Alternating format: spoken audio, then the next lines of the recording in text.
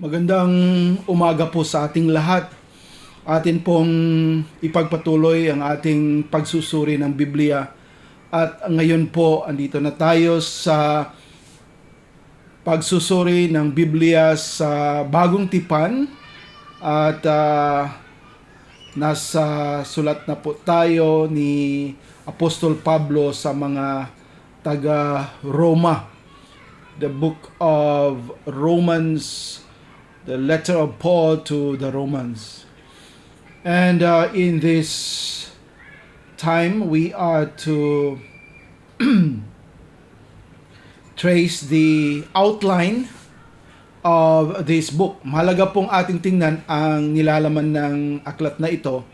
At kung ating mai-recall, ito po ang tinatawag ng maraming mga commentators, yung mga gumagawa po ng mga comments sa Biblia, mga biblical scholars, na ito po yung pinaka-peak, yung pinakamataas na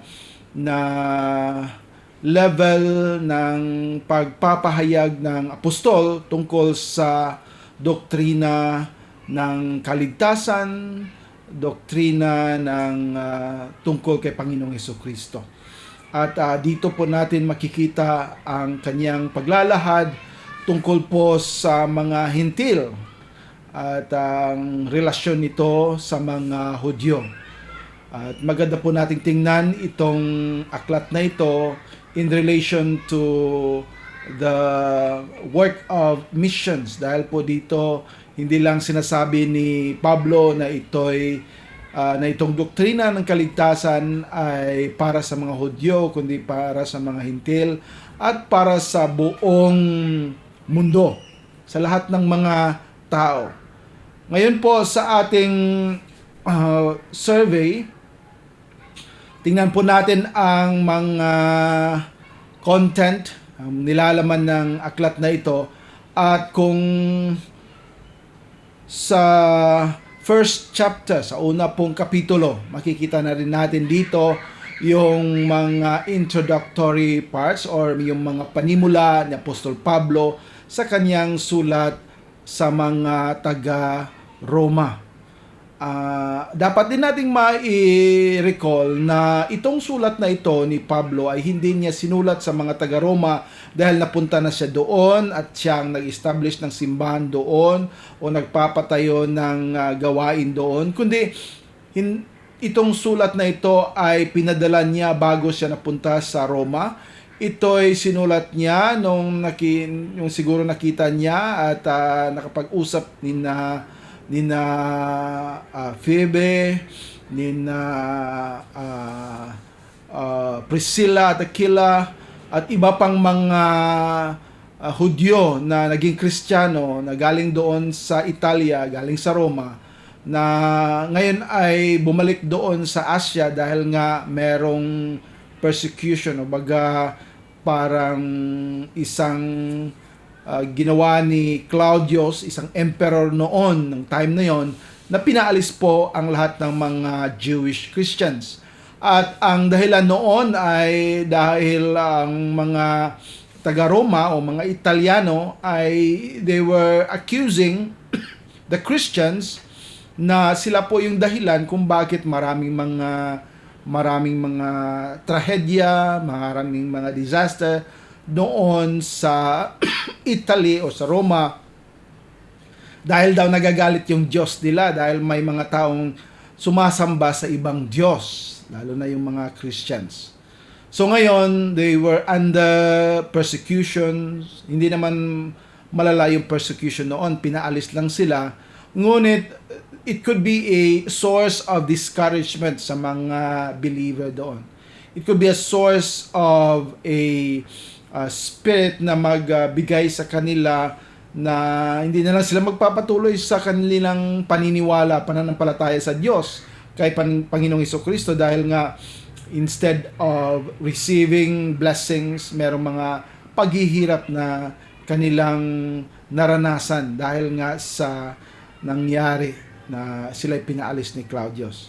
So ngayon, itong sulat na ito ay to remind them kung ano yung katotohanan sa doktrina ng kaligtasan at yung doktrina tungkol kay Panginoong Jesucristo, tungkol po sa ating relasyon sa bawat isa at sa gobyerno at sa gawain ng Panginoon. So mahalaga po ito. At dito sa unang kapitulo, versikulo 1 hanggang 15, makikita natin yung binigay dito yung pangalan ni Pablo. Atin pong makita dito na noon yung style of writing was that they introduce first the writer. Kung sa atin, siguro hindi na uso ngayon, pero nung time namin yung magsulat ka, or kahit na ngayon sa mga official letter, yan ilalagay yung source or writer o nagsulat doon sa ibaba. No? Very truly yours, sincerely yours, in Christ, ganon. Pero noon, ina-identify muna kung sino ang source ng sulat. Kaya dito, sabi dito, si Pablo na lingkod ni Jesucristo, tinatawag upang maging isang apostol. Ibinukod para sa ebanghelyo ng Diyos na ipinangako niya noong una sa pamamagitan ng kanyang mga propeta sa banal na mga kasulatan. So dito po makikita natin ng pag-identify po ni Apostol Pablo. So wala pong question yung kaniyang authorship or we say yung pagkamanunulat, or should we say as the one who wrote ng sulat na ito. He was the one who wrote this, and this was addressed of course sa mga tao doon sa Roma.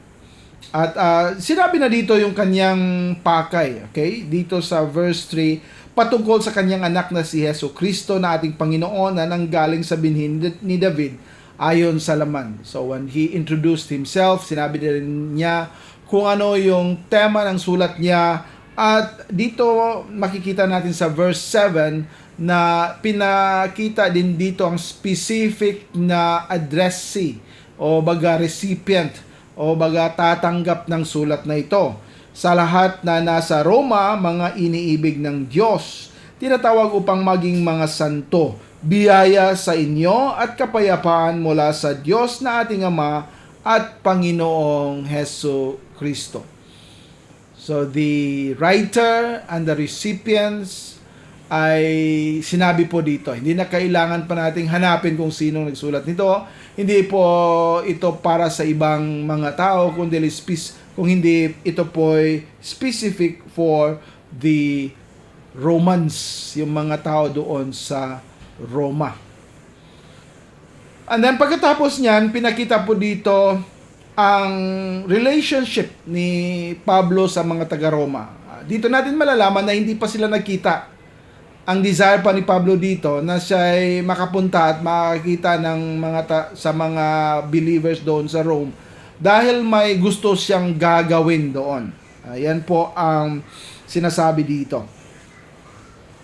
Kung tingnan natin dito sa verse 9, sapagkat ang Diyos ang aking saksi na siyang pinaglilingkuran ko sa aking espiritu sa ebanghelyo ng kanyang anak na walang pagtigil ay palagi ko kayong binabanggit sa aking mga panalangin. Hindi pa sila nagkita, hindi pa niya nalaman kung sino yung mga believers doon sa Roma, and we believe that there were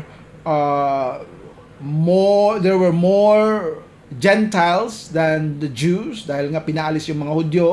Hindi naman ibig sabihin na lahat ng mga Hudyong Kristiyano ang umalis. Meron siguro mga naiwan, ngunit majority noon sa mga tao na nasa simbahan ng Roma, na mga naniniwala kay Kristo ay mga Hentil. At sinasabi din niya dito na sana'y siya makapagpunta doon sa Roma. Gumagawa ng kahilingan kung sa pamamagitan ng anumang paraan. Ngayon sa katagalan nawa ay magkaroon ako ng isang maunlad na paglalakbay sa pamamagitan ng kalooban ng Diyos upang pumunta sa inyo. So ito yung malaking desire ni Pablo na siya po ay magkabisita po doon sa mga taga-Roma. Not for any other reasons, but sabi niya, sapagkat ako'y nananabik na makita kayo upang maibahagi ko nawa sa inyo ang ilang spiritual na kaloob na nawa kayo sa katapusan ay maging matatag. Yan nga ang purpose niya, maging matatag. Dahil nga ito ay isang critical period ng kanilang buhay Kristiyano. They were under threat. At kung paano tayo maging madaling maging ma-discourage in times that there are people who are against us, and people who persecutes us, and people who tries to manipulate us. Maraming mga panahon na tayo mag-question whether anong ginawa ng Panginoon, bakit niya inaalaw ito, bakit naging nangyari ito lahat. So Paul wanted them to be encouraged. Sinabi nga niya dito sa verse 12, iyon ay upang ako nawa ay maaliw na kasama ninyo sa pamamagitan ng nagkakaisang pananampalataya kapwa sa inyo at sa akin. So ngayon, gusto ngang sabihin ni Pablo dito, gusto niya ipamahagi itong isang sulat, isang pagbibigay diin ng katotohanan tungkol sa kaligtasan ng Panginoong Hesukristo, at gusto niyang ipamahagi ito sa mga tao doon sa Roma. So by this we can say na there was no other purpose para kay Apostol Pablo sa sulat na ito kundi yung kanyang desire na maging maibahagi niya doon sa kanila ang mga doktrina ng Panginoong Hesukristo para po maging matatag sila sa panahong ito na they were under great opposition sa hindi lang sa mga tao, lalong-lalo na sa mga leader ng Imperyong Romano. Ang kasunod nito ay ang pangkalahatang pangailangan ng katwiran. Ito po ang binigay niya na to introduce kung ano po yung kailangang maintindihan natin tungkol sa doktrina ng Panginoong Hesukristo, ng kanyang kaligtasan, na malalaman natin na yung pangailangan ng katwiran, yung pangailangan ng kaligtasan ay pangkalahatan. Hindi po ito pangailangan lang ng mga Hudyo, hindi po ito pangailangan ng mga Hintil na nasa Asya, kundi pangailangan din ng mga Hintil at Hudyo doon sa Roma at sa ibang lugar. Kaya dito pinakita ni Pablo yung missionary vision ng kanyang pananaw na hindi lang dito sa Asya yung kanyang maaabot at mabibigyan ng katotohanan, kundi pati na roon sa Roma at lalong-lalo na sa mga Hintil doon. At sinabi dito na una binigay dito yung description ng pagkamakasalanan ng mga Hintil. Makikita natin yan dito sa Romans 1:16. Sinabi po dito ni Pablo, sapagkat hindi ko ikinahihiya ang ebanghelyo ni Kristo, sapagkat ito ang kapangyarihan ng Diyos sa kaligtasan sa bawat isa na sumasampalataya, una sa Hudyo at gayon din sa Griego. Ang ibig sabihin po ng Griego dito ay ang mga nagsasalita ng Griego. Ito po yung mga Hintil. At sabi dito, sapagkat sa ganito ang katwiran ng Diyos ay inihayag mula sa pananampalataya hanggang sa pananampalataya, gaya ng nasusulat, ang matuwid ay mabubuhay sa pamamagitan ng pananampalataya.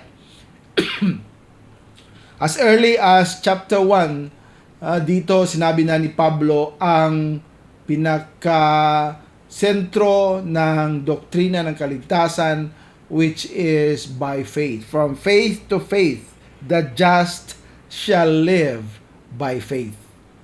At yan po ang gustong sabihin ni Pablo, dahil in those days, dahil nga sa influensya ng mga Hentil, lalong-lalo na sa kulturang Romano, yung mga pagano doon ay nasa ideya na kailangan ng may gagawin ka para magkaroon ng kaligtasan. Kaya nga importante din itong malalaman ng mga taong nasa Romano Katoliko dahil nga yan ang purpose dito sa sulat na ito. Hindi naman sinasabi na meron ng Romano Katoliko noon, but God in His providential giving of this account of this letter, sinasabi na rin niya na merong panahon na darating na yung mga tao dito sa Roma ay hindi na susunod sa totoong pagtuturo tungkol sa kaligtasan ng Panginoong Hesukristo, na sila po ay nangailangan lang ng pananampalataya sa Kanya, kundi merong mga tao na gumagawa at may mga mabubuting gawa na kanilang dinagdag at kanilang gustong gawin para po sila magkaroon ng tunay na kaligtasan.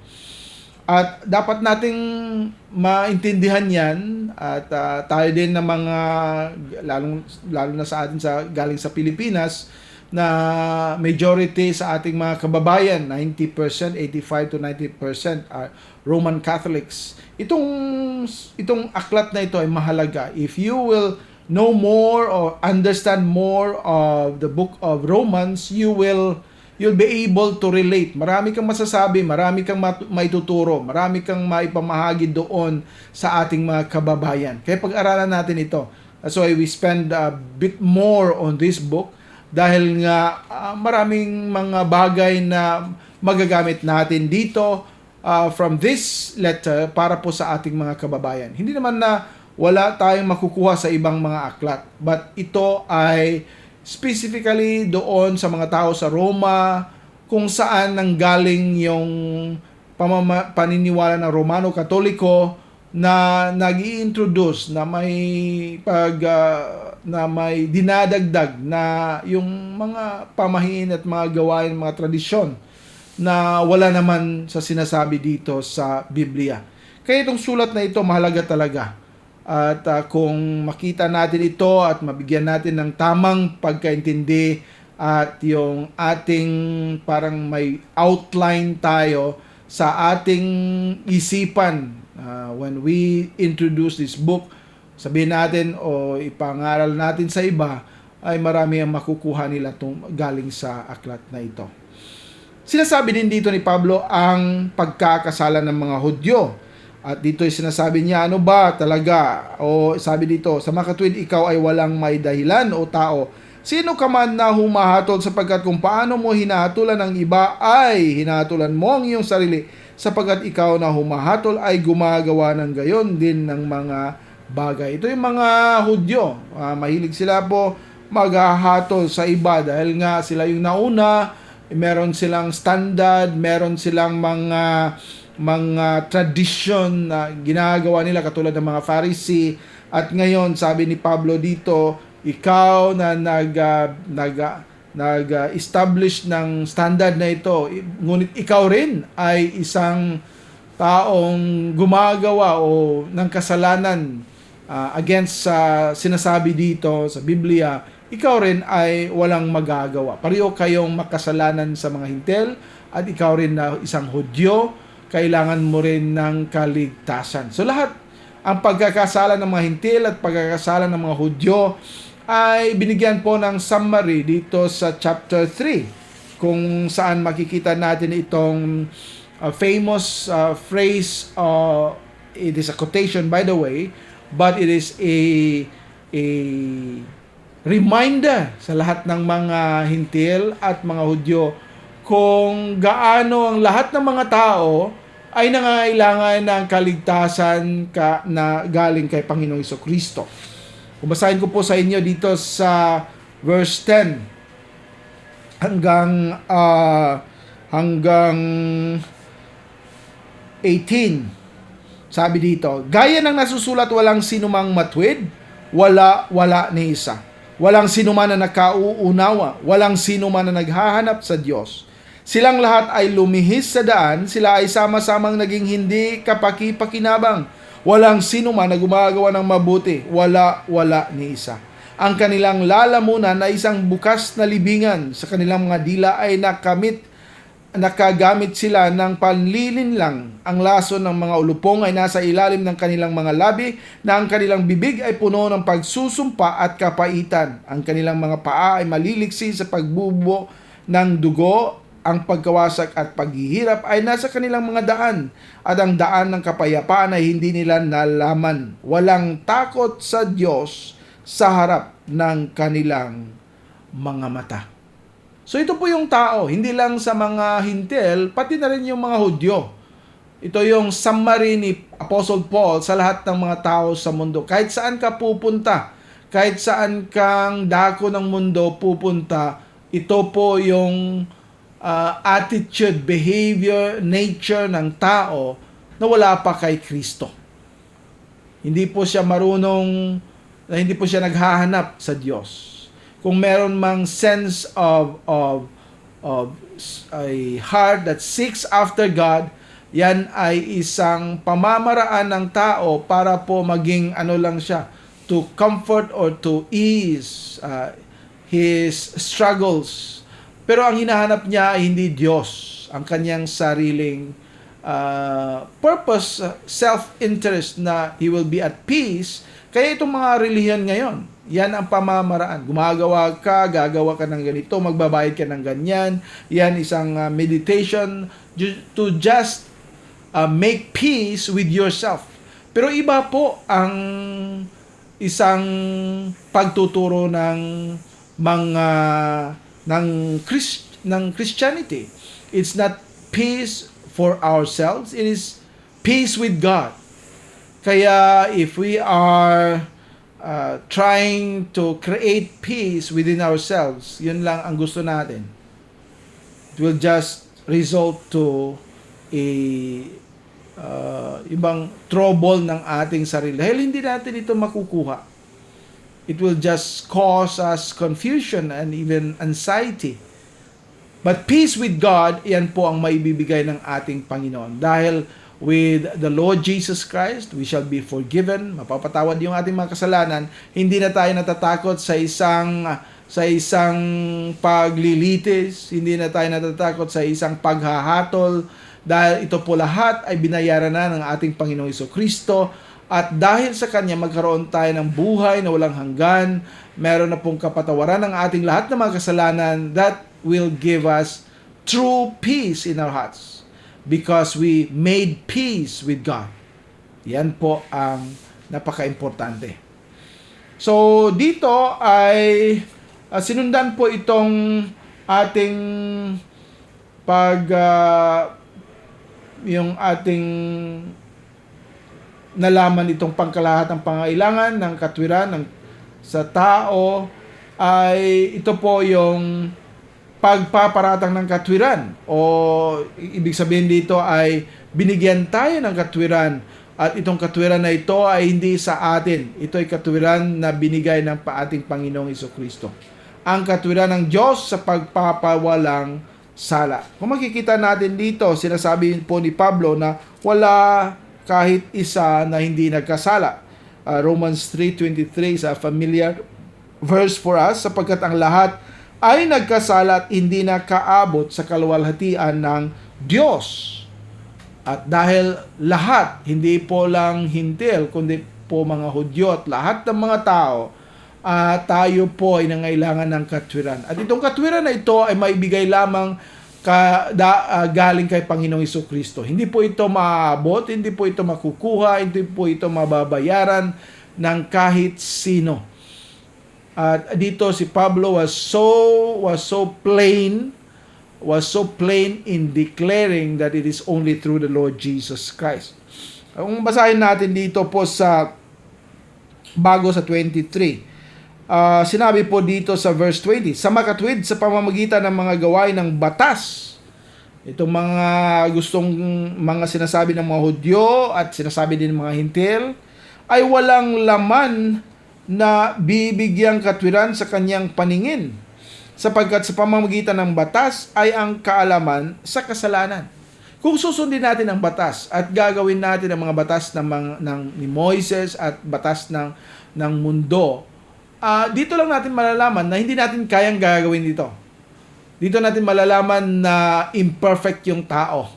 Dito natin malalaman na wala tayong magagawa kahit ano sa ating kaligtasan dahil hindi natin magagawa at mabubuo itong katwiran na hinahanap ng Panginoon.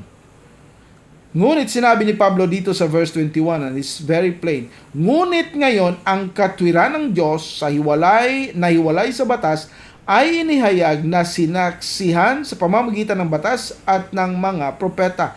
Katwiran ng Diyos ang kailangan natin. Hindi katwiran ng tao. Hindi katwiran ng mundo. Hindi katwiran dahil may ginawa yung tao tungkol sa batas at sinunod niya ang batas, kundi katwiran ng Diyos. At ano itong katwiran ng Diyos? Dito sa verse 22 sinasabi, maging ang katwiran ng Diyos na ito ay sa pamamagitan ng pananampalataya ni Jesucristo. Itong katwiran ng Diyos ay sa pamamagitan lang ng pananampalataya ni Jesucristo tungo sa lahat at sa lahat nila na nananampalataya sapagkat walang pagkakaiba. Ito po ang tanging paraan kung paano tayo magkaroon ng kaligtasan o magkaroon ng katwiran. Ang katwiran na ito ay galing lang po sa pamamagitan lang po ng pananampalataya ni Jesucristo. Walang iba. Kaya dito sa pinakaunang tatlong chapters ng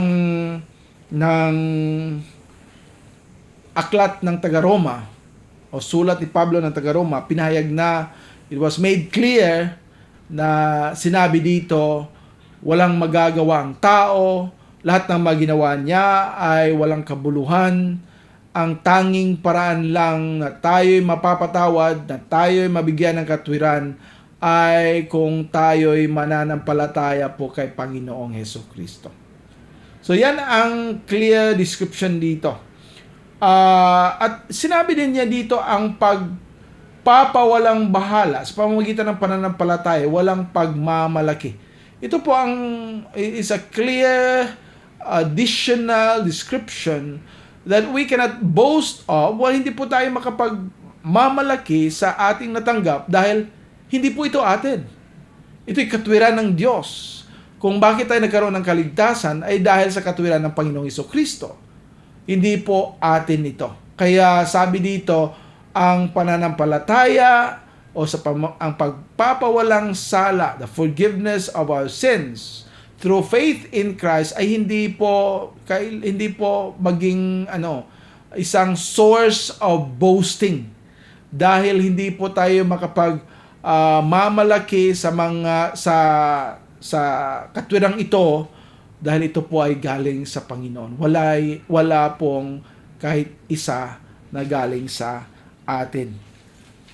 So mahalaga po nating maintindihan ito dahil marami ngayon na mga simbahan na nagtuturo na meron tayong magagawa. Kailangan nating gagawa. Kailangan nating magbibigay. Kailangan natin na may susundin. Kailangan natin na may mga visible na mga makikita na bagay para po tayo magkaroon ng kaligtasan, kapatawaran ng ating mga kasalanan.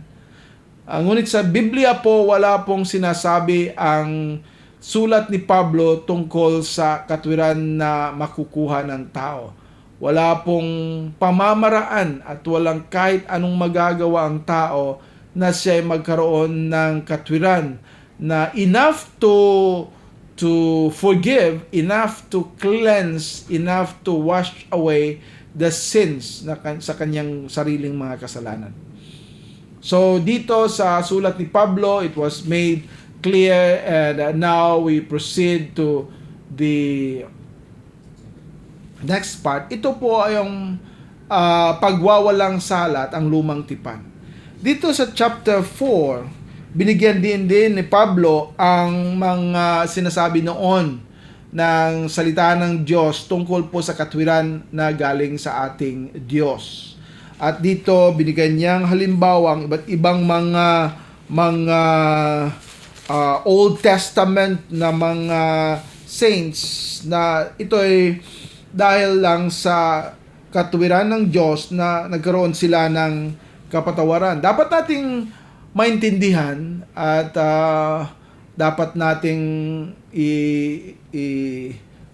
ilagay sa puso natin na ang tanging paraan kung bakit tayo magkaroon ng kaligtasan ay si Panginoon Jesucristo lamang.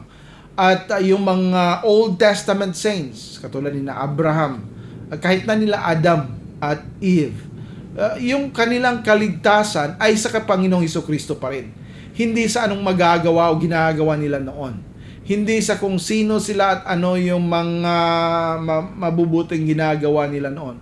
There was no point at their time that they can earn such righteousness. Sila noon at hanggang ngayon tayo, ang tanging paraan lang na tayo magkaroon ng kaligtasan ay dahil sa pananampalataya kay Panginoong Hesukristo. Dahil siya lang po ang nagbigay ng kalinisan, ng pagpapatawad ng ating mga kasalanan. Kaya dito sa Roma 4, sinabi po niya dahil itong pagwawalang sala na pinakita po niya yung mga examples noon. Una si Abraham dito. Sabi niya dito sa versikulo 1 ng kapitulo 4, ano ba ang masasabi natin kung gayon na si Abraham na ating ninuno gaya ng patungkol sa laman ay nasumpungan? Sapagkat kung si Abraham ay binigyang katwiran sa pamamagitan ng mga gawa, okay? Kung siya ay binigyan ng katwiran sa pamamagitan ng kanyang mga gawa, siya ay may maipagmamapuri. Ito pong sinasabi natin kanina, yung maipagmamalaki niyang kanyang sarili dahil ako yung gumawa, ako ang dahilan.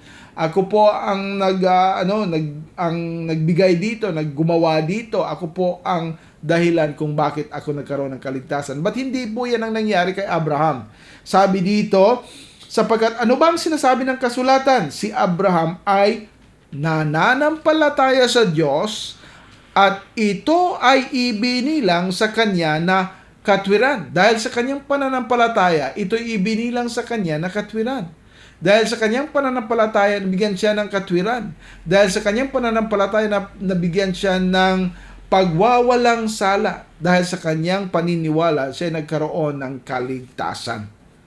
Sinabi din dito yung kay David. Sabi nga dito sa verse 6, maging gaya rin ni David na inilalarawan ang pagkamapalad ng tao na sa kanya ay ibinibilang ng Diyos ang katwiran na walang gawa. Okay, dito po sinasabi na ibinibilang ng Diyos ang katwiran na walang gawa. Kaya sinasabing mapapalad sila na ang kanilang mga pagsalansang ay pinatawad at ang kanilang mga kasalanan ay tinakpan. And this is not to cover, to hide something as if hindi para hindi makita.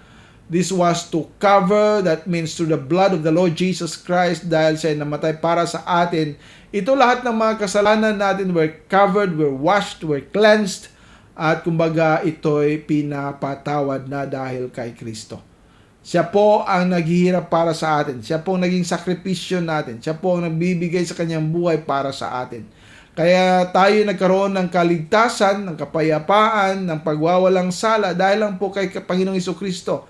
Kaya maging bahagi po tayo sa kanyang kaligtasan kung tayo po naniniwala sa kanyang mga ginawa, naniniwala sa kanyang mga binigay sa atin at sumasampalataya sa lahat ng mga ginawa niya para sa ating kaligtasan.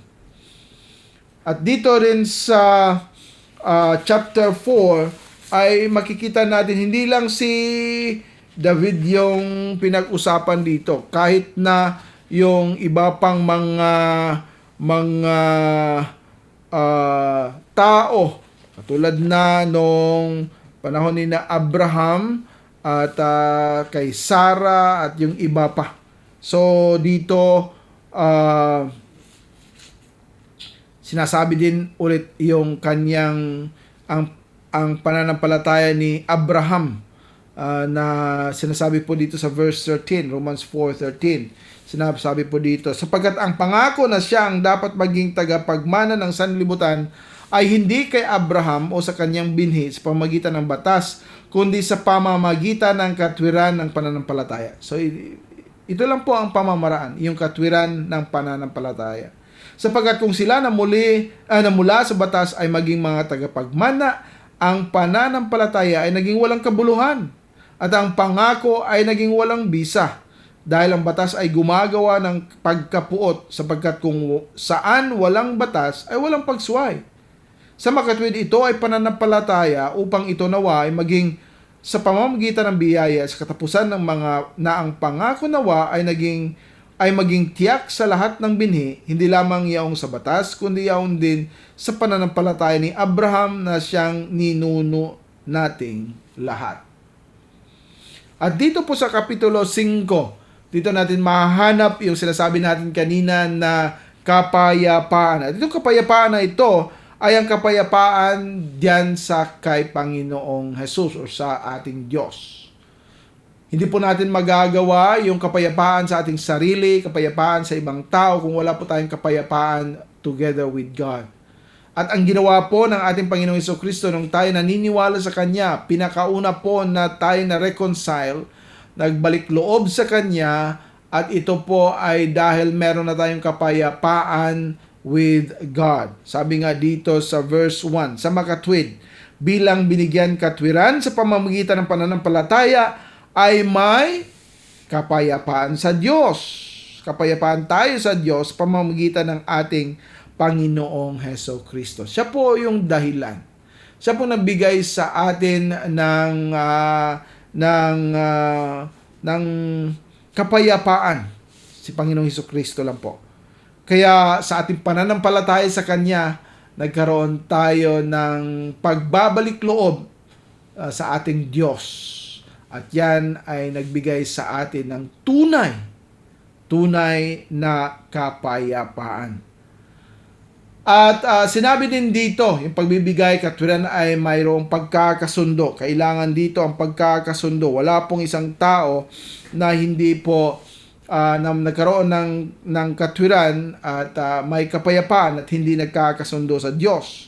At ang gumawa po ng pagkakasundo na ito ay hindi tao. Hindi po siya ang unang gumawa. Nalaman natin kanina sa Kapitulo 3 na walang gagawin ng tao kundi yung paggagawa ng kasalanan. Ngunit dito sa verse 8, it is a wonderful verse that I would like to highlight also. O datapot pinakikita ng Diyos ang kanyang pag-ibig tungo sa atin sa gayon. Samantalang tayo ay mga makasalanan pa, si Kristo ay namatay para sa atin. Okay? It's very clear. Samantalang tayo ay mga makasalanan pa. Si Panginoong Jesucristo po ay pumunta dito sa mundo nung tayo makasalanan pa. Siya po nagbigay sa atin ng paniniwala nung tayo makasalanan pa. Siya din ay nagbibigay sa atin ng assurance ng kanyang presence samantalang tayo ay makasalanan pa. Of course, the moment na tayo binigyan ng kaligtasan ng ating Panginoong Jesucristo, andiyan na ang ating kapayapaan with God, andiyan na yung pagkamatwid dahil sa Panginoon. Ngunit ang ating katawan na may bahid pa rin ng kasalanan at ang ating mga laman na andyan pa rin, parang nakamagnet sa mga bagay sa mundo, sa bagay na ng mga pita ng laman, at tayo pa rin ay mga makasalanan. Ngunit ang Diyos nung kanyang sinasabi na tayo po'y pinapatawad na ng ating makasalanan dahil kay Panginoong Jesucristo, wala na pong ibang hahanapin yung Ama sa atin. Yan lang po ang ating paniniwala, pananampalataya sa kanyang anak.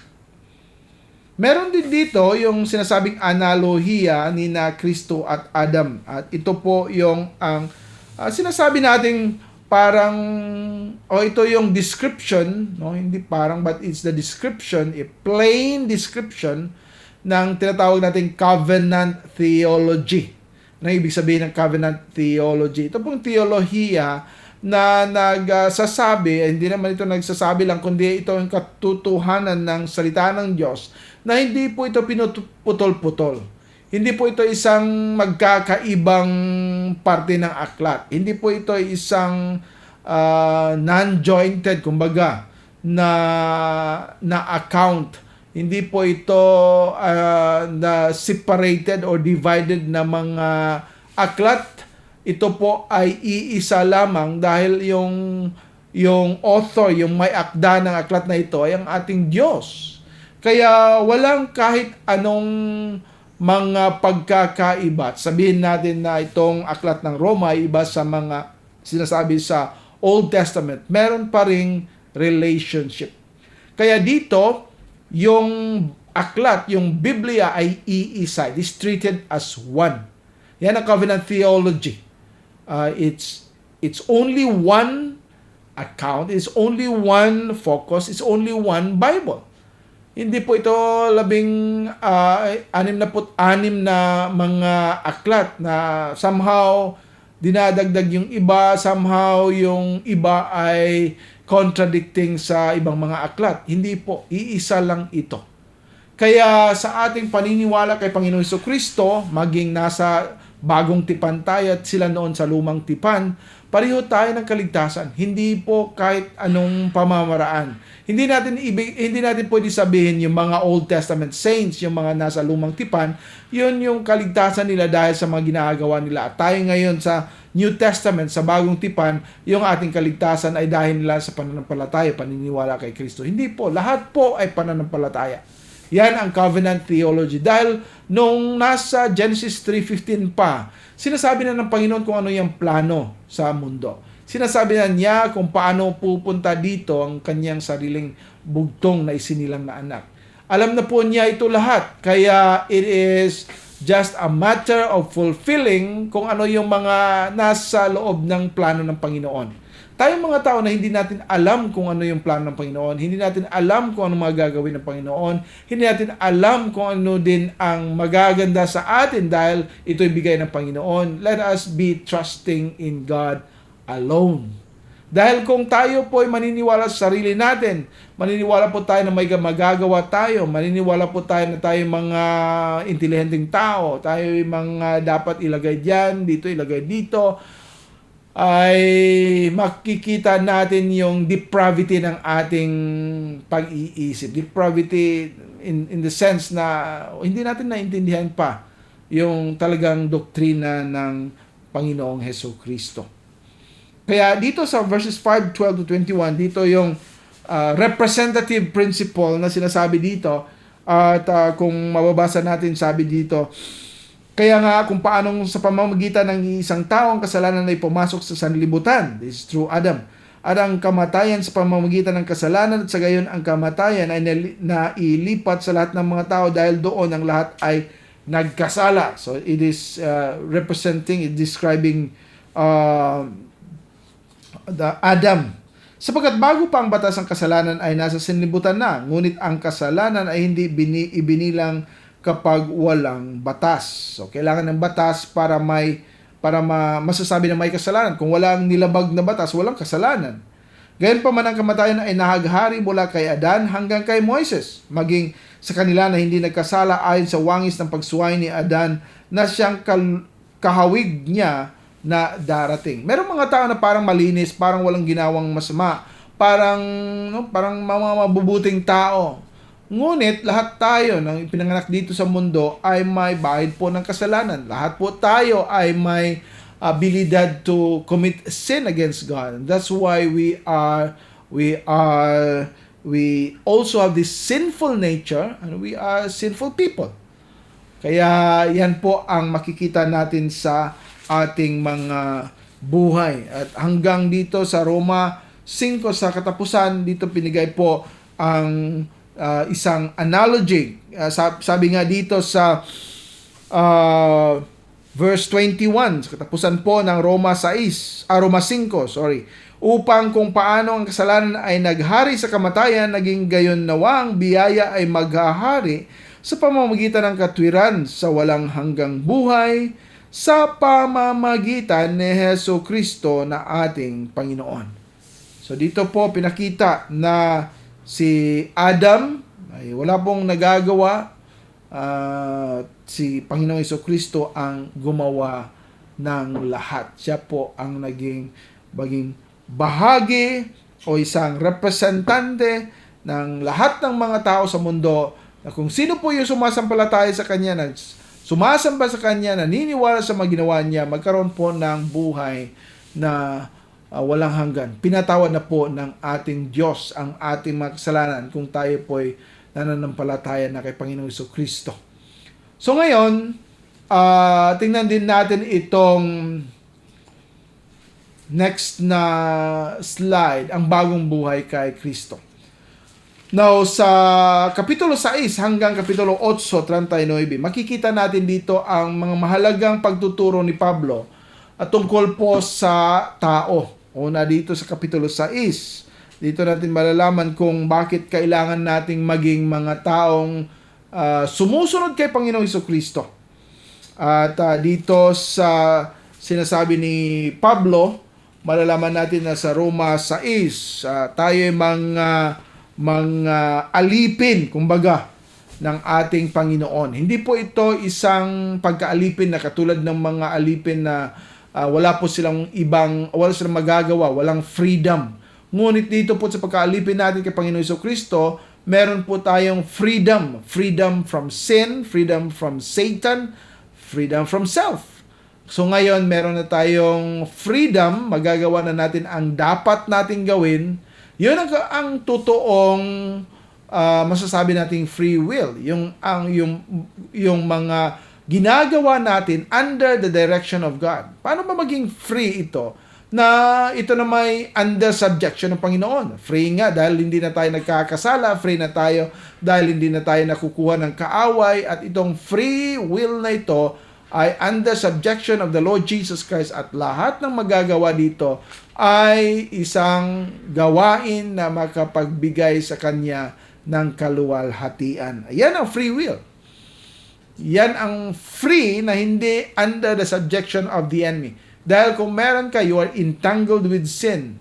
You are now you are brought into the bondage of the yoke of sin. Ayan, hindi ka free. You are only free in Christ. But that freedom is not your own choice. It's the freedom from God. And that's the best freedom. Dahil kung patuloy natin yung freedom sa sarili natin, hindi yun tunay na freedom. It's a it's a bondage na ginawa po ng sarili nating mga puso. Kaya dito sa verse 15, sabi po dito, ano bang kung gayon? Tayo ba ay magkasala dahil tayo ay wala sa ilalim ng batas, kundi sa ilalim ng biyaya? Huwag nawang ipahintulo ng Diyos. Hindi ba ninyo nalalaman na kung kanino ninyo isinusuko ang inyong mga sarili bilang mga lingkod upang tumalima, ay mga lingkod niya kayo kung kanino kayo tumalima? So if you are a servant of sin, you yield yourself to Satan, you are a servant of Satan. Maging ng kasalanan sa kamatayan o ng pagtalima sa katwiran. Ngunit ang Diyos ay mapasalamatan na kayo ay naging mga lingkod ng kasalanan noon, datapot kayo ay tumalima mula sa puso doon sa huwaran ng doktrina na ibinigay sa inyo. Palibasa ay gayong pinalaya mula sa kasalanan ay naging mga lingkod kayo ng katwiran. Pinalaya mula sa kasalanan. Yan ang freedom. Freedom from sin. Freedom from self. Freedom from Satan. At yung kalayaan na yan ang nagbibigay sa atin ng katwiran. At yung katwiran na yan ay tayo naglilingkod sa ating Panginoon. We are serving Christ. And we are happy to be called as servants of righteousness, which have freedom, not entangled with sin, and have the privilege to obey God, to submit to God, to do God's will. Kaya, sabi dito sa verse 23, sapagkat ang kabayaran ng kasalanan ay kamatayan.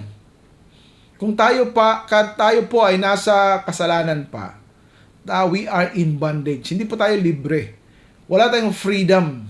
We are bound to die for eternity. We are bound to suffer for eternity. We are bound to be doomed for eternity. Dahil yan ang kabayaran ng kasalanan. Kamatayan. Ngunit, datapwat ang kaloob ng Diyos ay walang hanggang buhay. Ito po yung gift ng Panginoon sa atin. Yung kung gumawa tayo ng masama, tayo po ay naglilingkod ng kasamaan, meron pong, sabi dito, may kabayaran. Meron pong wage, meron pong salary. Yung salary na yon ay kamatayan. Dito sa pagiging anak ng Diyos, pagiging susunod kay Kristo, sabi dito, datapwat kaloob ng Diyos ay walang hanggang buhay. Ito po ay hindi bayad. Ito'y gift. Ito'y kaloob ng Panginoon. At yung kaloob na ito sa buhay sa pamamagitan ni Jesucristo na ating Panginoon ay walang hanggan. This is for eternity. Kaya we have the choice. Kumbaga, alam na fairly, plainly, dapat pinili na natin yung gawa ng Panginoon, hindi na yung gawain ng tao o hindi na yung ginagawa ng tao. Dahil nga, we know that it is God Himself who gave us this eternal life, a gift na binigay niya sa atin so that we can live forever with Him. At yan po ay isang biyaya ng Diyos. Hindi po sa atin yan. Dito sa Kapitulo 7, balikan natin una itong Kapitulo 7. Ito po yung lumang taot, bagong taot, ang batas ni Moises. Malaga din po itong Romans chapter 7 dahil dito pinakita ng tao kahit na andyan na siya kay Kristo, kahit na siya isang Kristiyano, kahit na siya naging alipin, gumagawa, nag-serve na kay Panginoong Jesucristo, kung andyan pa rin tayo, kung anong mga ginagawa natin, mayroon pa rin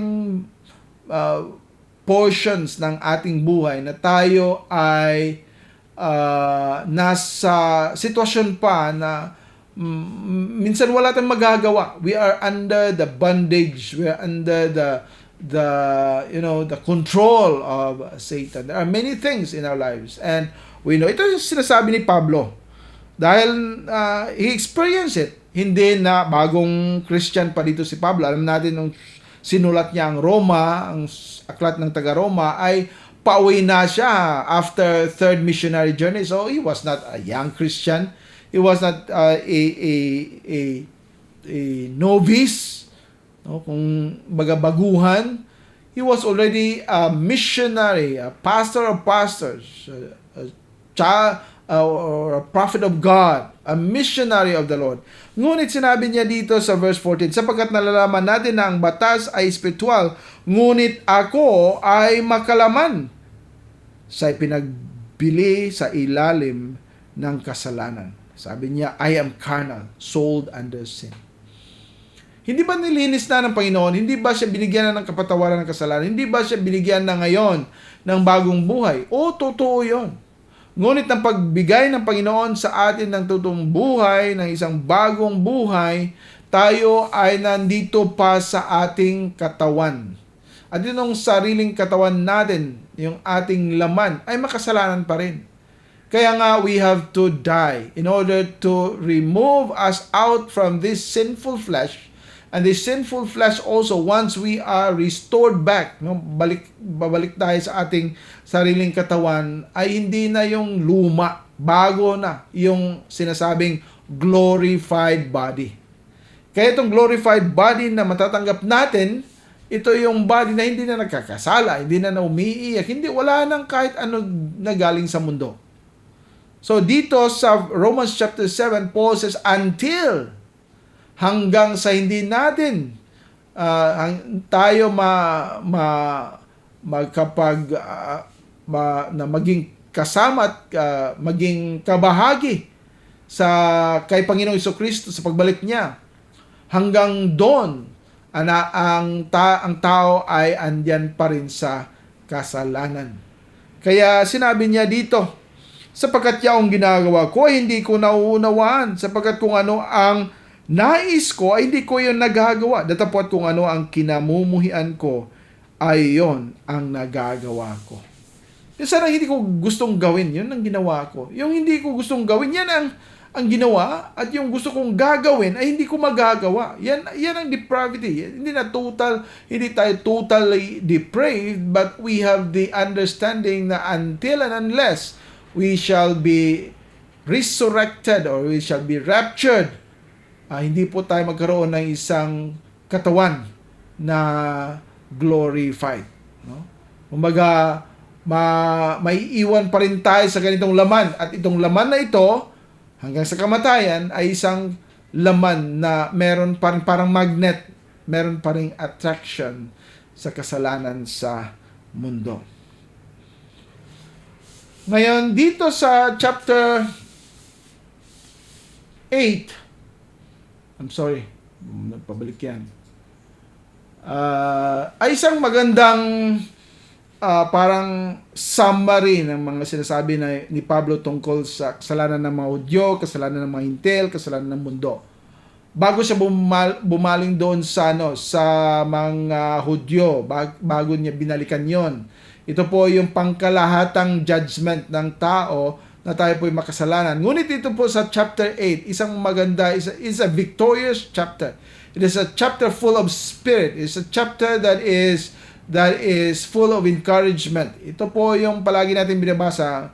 At in fact, we know na one of the important verse dito sa Biblia ay nandito sa Roma 8. At yan po ay Romans 8, dito sa Romans 8:28. At yan po ang isang palagi nating kino-quote. At minsan yung iba ay wrongly quoted pa itong salita ng Diyos. At nalalaman natin na ang lahat ng mga bagay ay sama-samang gumagawa para sa kabutihan nila na umiibig sa Diyos, sa kanila na mga tinawag alinsunod sa kanyang layunin. And we know that all things work together for good to them that love God and to them who are the called according to His purpose. Yan po ang isang malagang lesson na makukuha natin dito sa Kapitulo 8. Ngunit dito po sa Kapitulo 8, makikita din natin dito ang victory ng isang Christian. Sa 7, there is this struggle. There is this warfare. We are still fighting against the flesh. We are fighting against the enemy. We are fighting against Satan. But in chapter 8, we are victorious over them.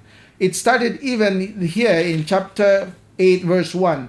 Sa makatuwid ay wala na ngayong kahatulan sa kanila ng mga nakay Kristo Jesus na lumalakad hindi ayon sa laman kundi ayon sa Espiritu. So we have this promise. There is therefore now no condemnation. Wala nang kahatulan. And how good it is, how peaceful, how rich is this verse to promise us that there is no more condemnation to all them who trust in Jesus, who believe in the Lord Jesus Christ. Kaya nga, it's a joy to know this. And that's why kung meron man tayong mga paghihirap, meron man tayong mga hinaharap na mga problema sa buhay, we are assured that God is still working for us and with us. At ito po ay makikita natin sa kapitulong ito. It starts with the declaration that we are now no more under God's condemnation, and it ends well dito po sa 28 na tayo po ay makasigurado na kahit anong mangyari, medyo masama man yung iba, mabuti at lahat yan ay para sa ikabubuti natin sa kalwalatian ng ating Diyos. For all things work together for good. For good. So yan po ang mga bagay na makikita natin dito, lalong-lalo dito sa Romans chapter 8. Dito po yung isang part ng salita na malalaman natin na talagang pinakita dito ni Pablo ang security ng believers. At ang security na ito ay binigyan niya diin sa kanyang sinasabi sa verse 29, sapagkat sila na nakikilala niya ng una ay tinalaga rin niya upang maging alinsunod sa anyo ng kanyang anak, upang siya nawa ay maging panganay sa maraming mga kapatid. At lalong-lalo na dito sa end part ng kapitulong ito, verses 38 and 39, sapagkat ako ay nakatitiyak na hindi ang kamatayan, ni ang buhay, ni mga anghel, ni mga pamunuan, ni mga kapangyarihan, ni mga bagay sa kasalukuyan, ni mga bagay na darating, ni ang kataasan, ni ang kalaliman, ni ang anumang ibang nilalang, ay makakayang ihiwalay tayo mula sa pag-ibig ng Diyos na kay Kristo Jesus na ating Panginoon. Atin pong ipagpatuloy ang pagbibigay ng content ng nilalaman nitong aklat ni Pablo para sa mga, o sulat ni Pablo para sa mga taga-Roma sa susunod po na ating susunod na pagsusuri ng Biblia. So let us pray. Our Father in heaven, we thank you, Lord, sa binigay mo sa amin na time ngayon to study Thy Word. Help us, O God, to continue believing in Thy Word and trusting in Thy promises. We pray, we ask all this in Jesus' name. Amen. Maraming salamat po.